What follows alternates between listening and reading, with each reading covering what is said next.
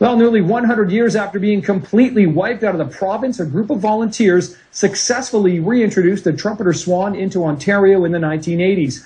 Well, now, 30 years later, LaSalle Park in Burlington has become one of the species' most important winter habitats. But the Ontario Trumpeter Swan Restoration Group is now concerned about some plans the city of Burlington has, which they say could once again threaten the population. Melissa Rafters joins us now live to explain more. Hi, Melissa. Hi, Nick. Yeah, the LaSalle Park Marina, which is maintained by the city of Burlington, is looking into what they're calling Vision 2012, which would expand the marina. And that is the project that has the Ontario Trumpeter Swan Restoration Group concerned.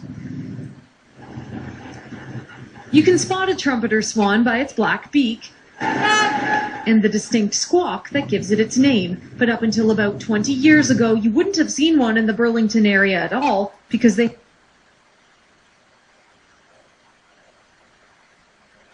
had been completely hunted out of the province in the 1800s. And in 1993, the first trumpeter swans to mate in the wild and migrate came here to Bronte, Burlington area.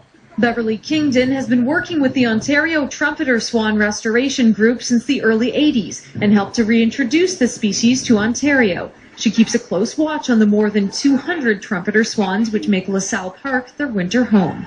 It's just the perfect wintering habitat. There are islands that protect them from the east winds. There's piers that protect them from the west winds.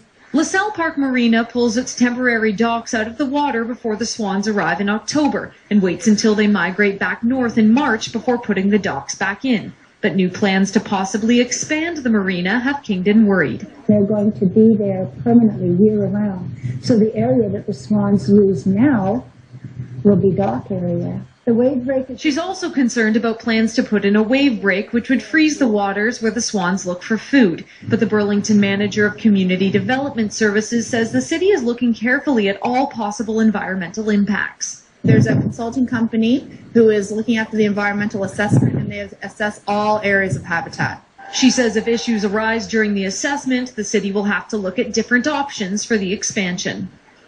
Nearly 1/4 of all trumpeter swans in this province make LaSalle Park their winter habitat, and Kingdon says if this project gets the green light, she doesn't know where they'll go in the winter months, but the city of Burlington says they're looking at all possible environmental impacts, including the impacts on the swans. Nick?